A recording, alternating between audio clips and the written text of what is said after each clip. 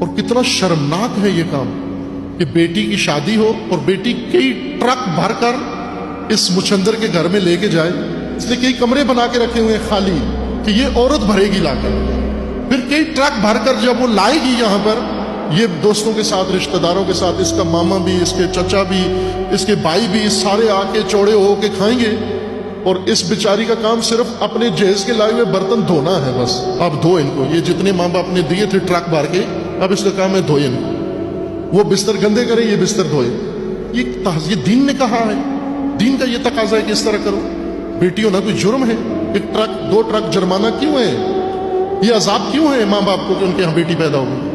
قرآن تو یہ کہتا ہے کہ یہ بیٹی ایک اعزاز ہے، یہ بیٹی ایک امانت ہے، یہ بیٹی ایک حرم ہے، یہ بیٹی ایک حرمت ہے۔ اس کو عزت کے ساتھ، اس کو وقار کے ساتھ، اس کو تعظیم کے ساتھ اٹھا کے لاؤ، اس کو سر پہ بٹھا کے لاؤ۔ لیکن تہذیب نے بیٹی کو کیا بنا دیا؟ عورتوں کو تہذیب کا میدان دیا۔ مرد ایک قسم کے تہذیب کے فالوور ہیں۔ کوئی شادی میں جہیز میں کوئی چیز کم ہوگی، کون زیادہ باتیں کرتا ہے؟ عورتیں زیادہ باتیں کرتی ہیں۔ مرد تو کہتے ہیں نہیں آئی تو نہیں ہوئی، ٹھیک ہے جانے دو، لیکن عورتیں پکڑ لیتی ہیں کہ یہ چیز کم تھی۔